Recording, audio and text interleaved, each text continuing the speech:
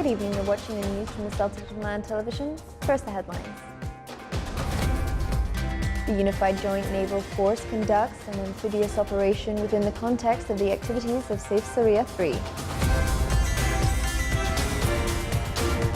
The United Nations praises the Sultanate's role in preserving the audiovisual archive, coinciding with the celebrations of the World Day of Audiovisual Heritage. And a conference in London reviews the investment opportunities available in the Sultanate in various fields.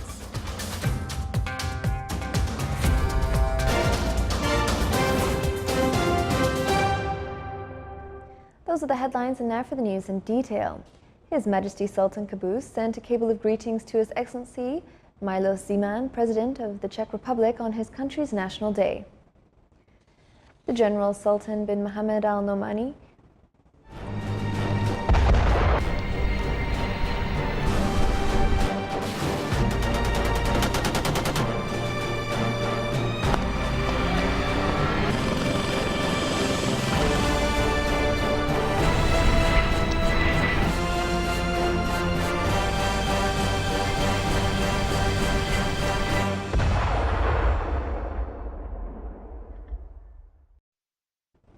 The General Sultan bin Mohammed Al Nomani, Minister of the Royal Office, Lieutenant General Ahmed bin Harith Al Nabani, the Chief of Staff of the Sultan Armed Forces, and the Director of the exercise, Major General Matar bin Salim Al Bulushi, Commander of the Royal Army of Oman and Commander of Unified Joint Forces, Air Vice Marshal Matar bin Ali Al Obandani, Commander of the Air Force of Oman, and Chairman of Supply Control and Rear Admiral Abdullah bin Khamis Al Raisi, Commander of the Royal Navy of Oman, and the Deputy Director of the exercise, Major General Stuart Skeets, Commander of the British Joint Forces and Commander Assistant of the Unified Joint Forces, and a number of commanders, senior officers and various military and security bodies from the Omani and the British side have witnessed the activities of the planned attack being implemented by the Sultanate Armed Forces and other military and security services and the British Royal Armed Forces within the context of the plan of the joint exercise Safe Syria 3.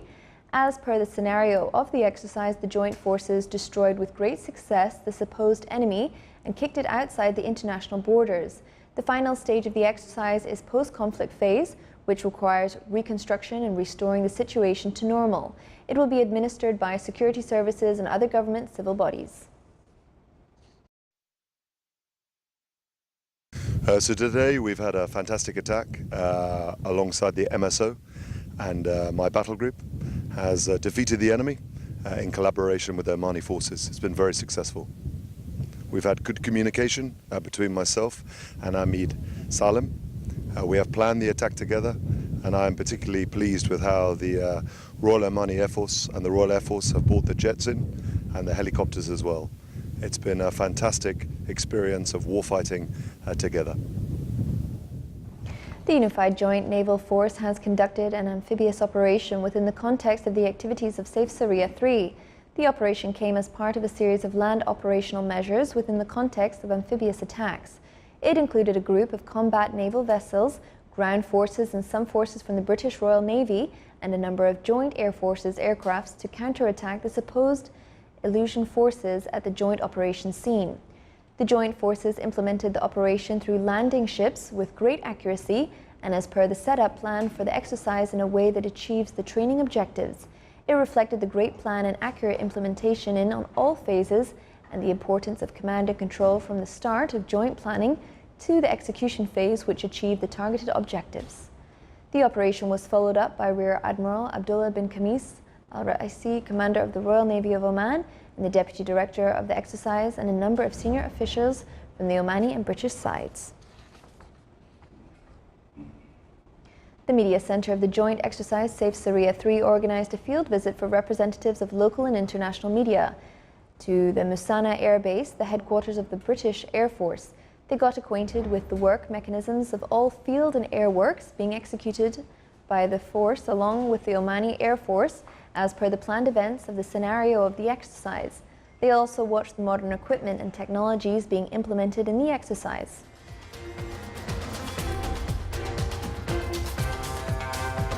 Still to come in our news bulletin. The National Youth Programme for Skills Development organises a gathering for the participants in Al-Shabaab scheme on the occasion of the Omani Youth Day.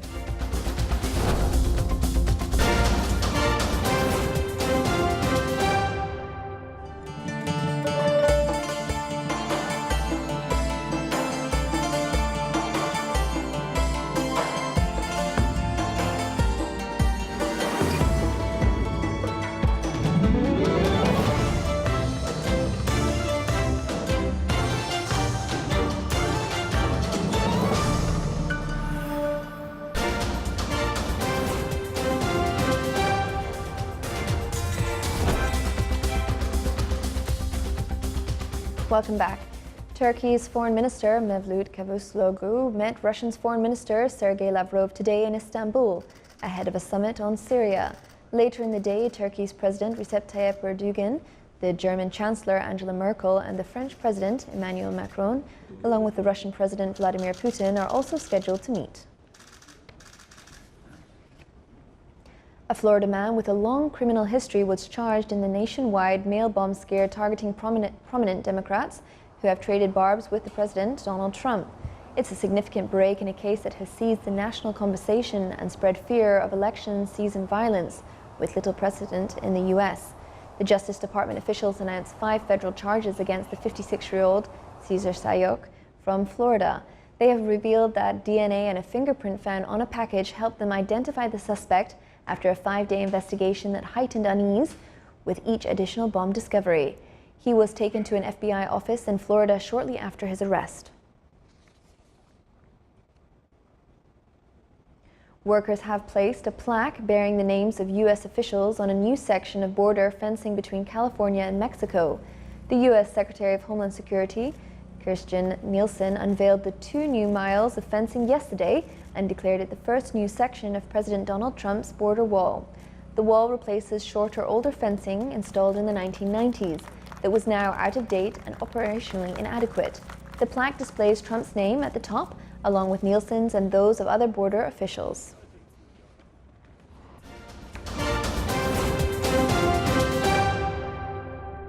The United Nations praised the Sultanate's role in preserving the audiovisual archive, coinciding with the celebrations of the World Day of Audiovisual Heritage. The Sultanate contributed with $4.5 million to fund the project of audiovisual archives digitalized for the UN. The 33rd round of the UNESCO conference recommended to allocate the 27th of October to be the World Day for Audiovisual Heritage. This recommendation helped to increase the awareness of the importance of this heritage and work to preserve it in a modern digital format to be available for the coming generations. With the aim of convincing more UK firms to invest in the Sultanate, a delegation of Omani business leaders and government officials organised Invest in Oman conference in London. The 4-day conference focused on encouraging British manufacturing, transport and tourism companies to establish offices in Oman as they look to connect with the fast-growing economies of the Gulf and East Africa. The event was organised by ITHRA. It was led by His Excellency Syed Badr al-Balushi Busaidi, Secretary General of the Ministry of Foreign Affairs and co-chairman of the Oman-UK Joint Working Group. Organisations taking part in the visit included the Ministry of Foreign Affairs, ITHRA, the Public Establishment for Industrial Estates, ASADA, the BP Oman Muscat Securities Market and Vision 2040. On the 26th of October each year, the Sultanate celebrates the Omani Youth Day, which was dictated by His Majesty Sultan Qaboos bin Said for the youth of Oman. On this occasion, the National Youth Programme for Skills Development organised a gathering for the participants in Al-Shabaab scheme. Our reporter Salah bin Khalfan Al-Rabai has more details in the following report. In celebration of the Omani Youth Day, which falls on the 26th of October each year, the National Youth Programme for Skills Development, organized by the Diwan of Royal Court, held a gathering for the participants in a Shabab scheme after weeks of virtual learning to contribute in building a society that harnesses the benefits of the Fourth Industrial Revolution. We are very happy and we are very excited to celebrate the Omani Youth Day, and I'm very honored to be a participant in the Omani Youth Program. I feel that this is our chance to show our capabilities, to show our skills, to prove to the Omani society that we can do it. We can come up with new ideas. We can make our own future in the way that we want it to be. It's an honor to be celebrating the National Day for the Youth and to be part of the National Youth Program. I gladly finished last week, so I graduated the course. It has taught me a lot. I've learned some very valuable skills to do with interpreting of data and asking the right questions from a data given to me. The future is in big data, and this is going to help a lot in analyzing the data we're going to be getting in the future. At the event, the participants were acquainted with the most important stations in the next phase of a Shabab scheme. Upon obtaining nanotechnology certificates in various disciplines by the end of the first phase at the end of November, each participant will have to present an innovative technical project idea of economic and social feasibility and required in the market locally, regionally, and globally. Being here in the Omani Youth Day, it's like a privilege, and it makes me proud to be a part of this event, a part of the 1,000 selected people in the country. As a student at college, the one major thing that helped me, that I gained from studying the nano degree, is time management. Because I'm about to go into my 4th year in college, this is an important skill to have for a student. This is a great opportunity to have such a program. So it's given me an exposure to know more about the 4th Industrial Revolution, and it's also helped me to increase and enhance my knowledge and skills. So basically this will return to Oman itself and to the nation. It is worth mentioning that the National Youth Program for Skills Development over 2 years targets 3,000 Omani youth from various governorates around the Sultanate between the age of 15 to 29 years. The youth are the backbone of the nation. Therefore, the National Youth Program for Skills Development empowers the Omani youth with the skills required for the future, especially those related to the 4th Industrial Revolution.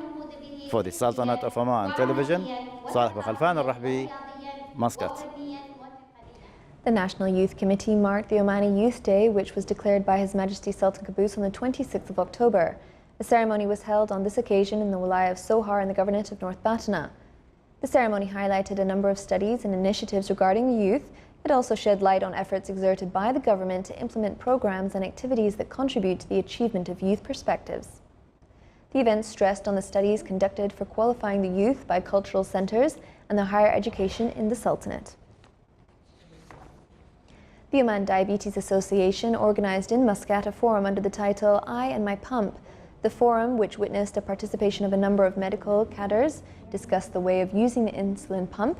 The event included an awareness exhibition on carbohydrates calculation and the healthy food, in addition to a special corner for diabetes health education.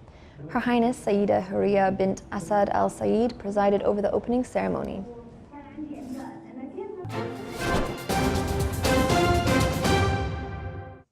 Now for the general weather forecast around the Sultanate.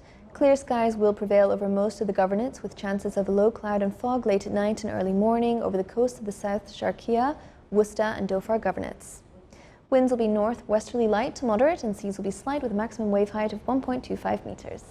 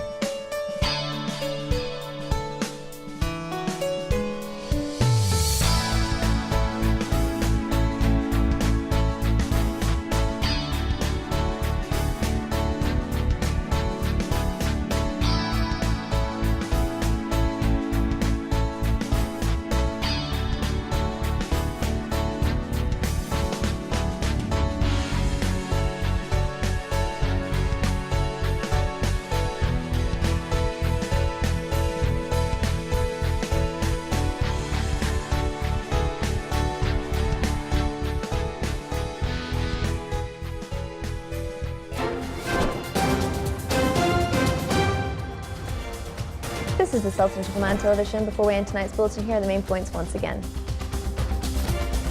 The Unified Joint Naval Force conducts an amphibious operation within the context of the activities of Safe Syria 3.